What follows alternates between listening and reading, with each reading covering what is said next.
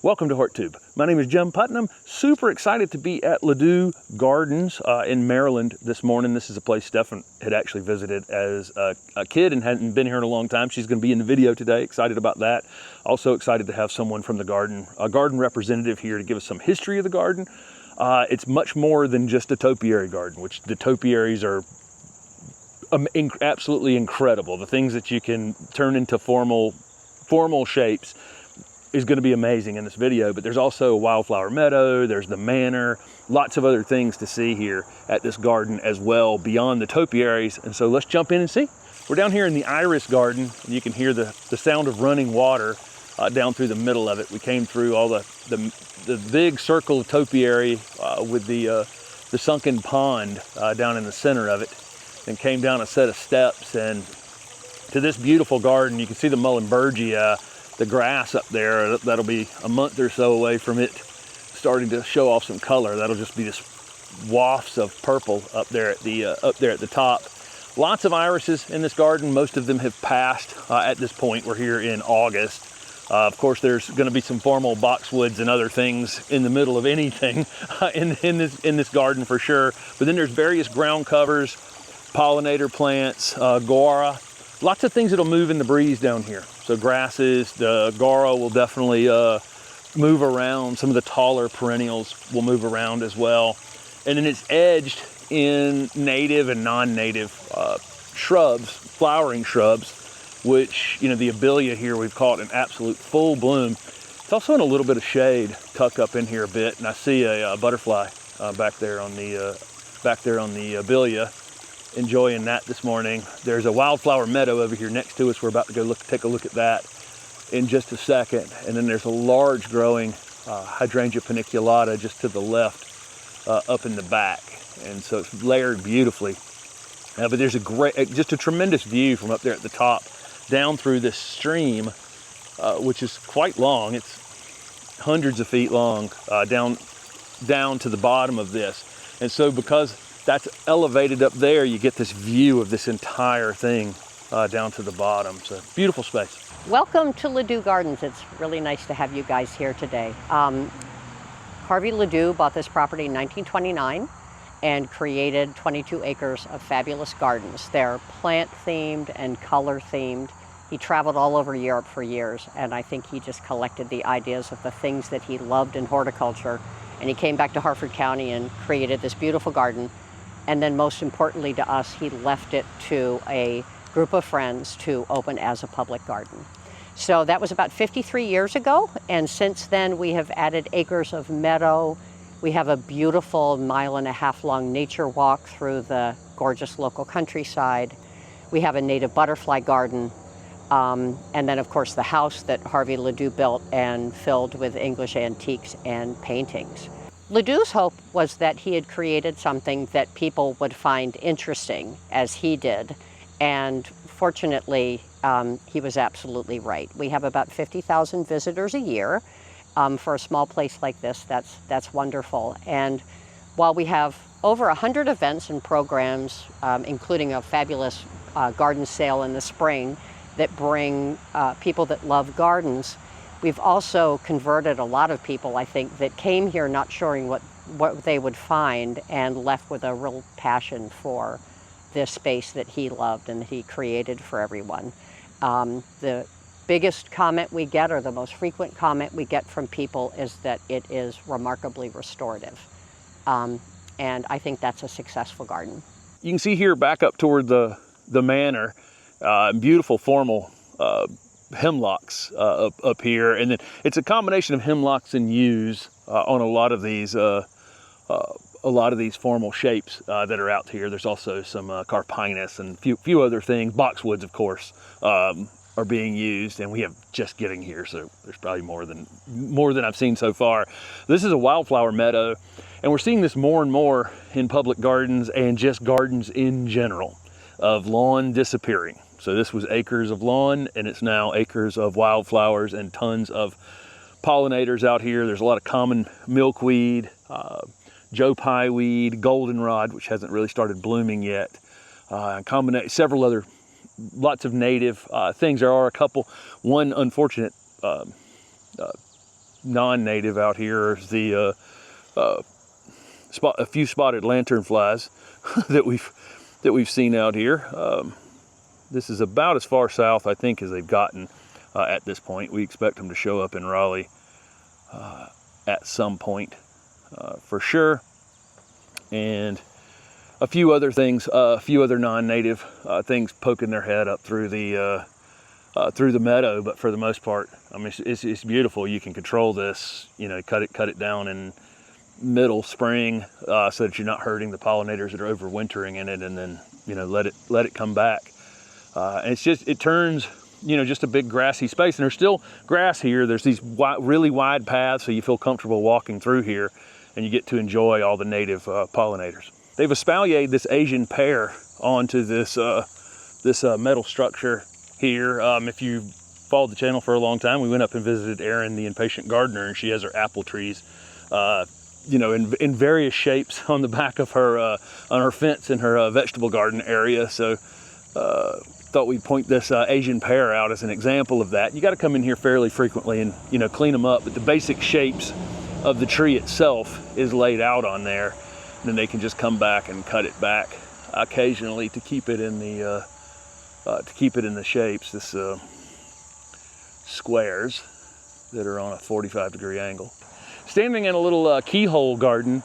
This place is amazing. It's a large open space, and you can get these long-range vistas out across the garden. But then there's little secret little cubby holes like this. This is edged in yew or taxus, and then behind that is another wall of hemlock that's quite a bit taller, because you can't see through that either. And then they've come in here and put various perennials and annuals in here. There's some barberries that are, I guess they're going to turn into a hedge in here as well, a little low formal hedge. So you'll have it stepping up. And there's a purple leaf plum above my head. Just a really neat space, and you don't know it's here, you know, until you find it. You wander around this garden and you see these little entrances through these various shapes, and find private little spaces like this.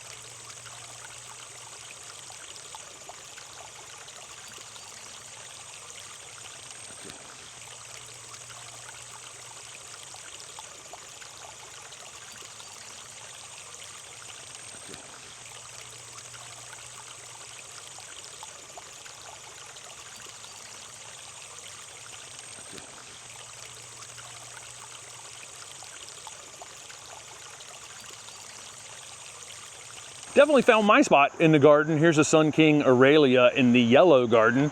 There are various variegated hosta, there's a variegated Leucothoe right there. There are variegated hollies in here, all kinds of gold chartreuse color grass-like plants in here, Everillo carex and a few others, gold foliage, Japanese maple up above us, but definitely found my spot here in the garden, right? I love this combination over here by the tea house. They have the privet hedge, and then this is a willow back here. I think this is Salix purpurea, if I'm identifying it correctly. It's got like a little bit of a purple hue to it, super fine textured.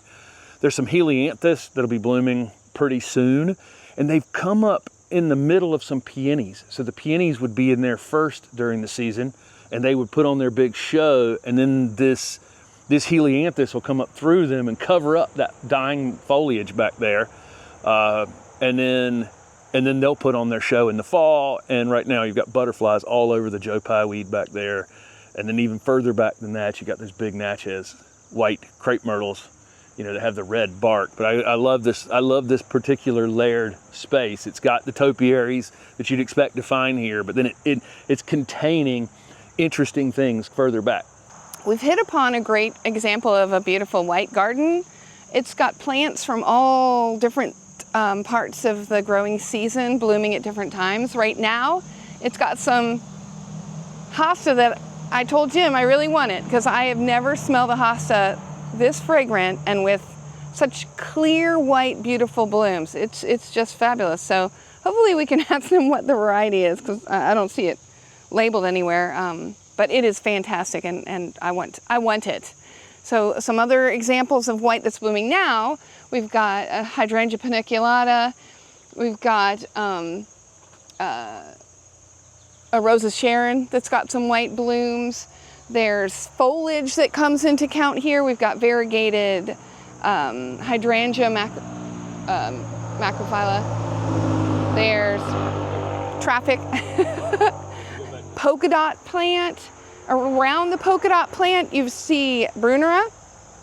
It bloomed earlier, but that variegation really gives you a good white component as well.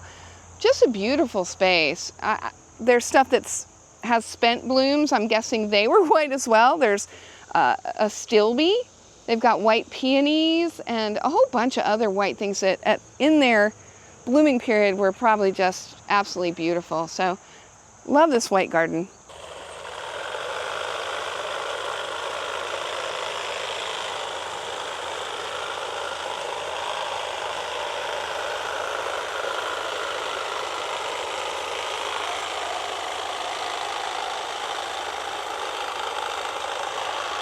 We made it over to the sculpture garden. You have this long line of sight through the middle of this whole thing with these hemlocks, these big hemlocks that are way in the background back there. And then you have all these little side things that come off and surprise you as you're going.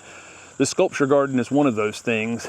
It is contained by two different types of low hedges. There's a Chinese privet here, which we think of as invasive, but if you're going to prune them this many times a year, they're never going to flower, they're never going to fruit. So we really don't have to worry about that all that much. They do prune off one side flat, and then on the inside, they'll do a slight angle. And that's super helpful for the plant to be able to get light, from down lower. Otherwise, they would end up with no foliage down at the bottom. They'd block their own light, just like a tree does. They have basically very little down at the bottom. But most shrubs grow like this, right? And for a reason. So you need them to narrow as they go up in order to make sure that you can keep foliage down to the bottom. They're using these U's in various shapes in the center here. There's an area up at the top of this that's kind of the entry into it, that's our juniper topiaries with the lavender growing underneath them, and the lavender looks absolutely fantastic. I wish we could grow lavender like that at the house in Raleigh, but we just struggle with it. There's a boxwood hedge on each, containing two other spots, and there's some native and non-native perennials in here, some baptisia, some hibiscus that are native, a few other natives in there, and then some peonies, lilacs, various other daylilies and salvias and other things. You're going to get something blooming in here all the time. So you have this formal border around it and a couple little formal shapes in the middle, but then you can kind of go and allow the middle to be a bit wild at that point, and something always coming into flower here.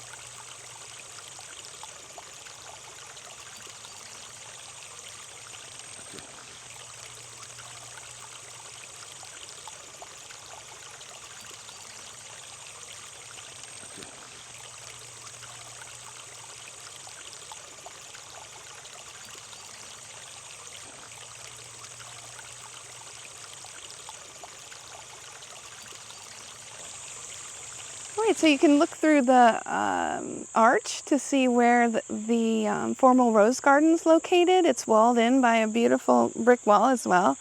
Just a really beautiful space full of lamb's ear and some other beautiful perennials too. And you step into the pink garden. It's a gorgeous pink garden. It's full of pink blooming things. A pink crepe myrtle. They've got some pink blooming abelia. They've got perennials that are pink in different seasons. Obviously, they've had some pink peonies. They've got some pink chrysanthemums coming. They've got sedum that's going to come pink. It's got turtle's head. They've got all sorts of beautiful pink flowers. It's just gorgeous how they make sure something's going off at different times. So, including the Japanese anemones. Man, it's a little early, but they are going to town too. Just gorgeous plants. One other thing I want to talk about real quickly is my history here. My whole family's from this area in Harford County, Maryland, Havre de Grace and Bel Air. And every summer I would visit my grandmother in Bel Air, and she would take us here. And it, as well as other things in my life, really fostered a love of horticulture. So I value that my grandmother used to take me to this beautiful place and I could experience it and look at all these vistas and all the gorgeous plants and just love it. We're standing in an area that's sort of the iconic picture of Ladew Gardens, and it's the hunter with his dogs chasing the fox. It's a bit of the history here. The gentleman that did all of this was a hunter in Long Island and sort of got boxed out as far as being able to do fox hunting, came up here to do fox hunting and create this amazing landscape. So this has always been here. When I was a kid, this was here. It's so cool. So thank you all for watching. We really appreciate every opportunity we have to show you these wonderful places, and we'll see you next time.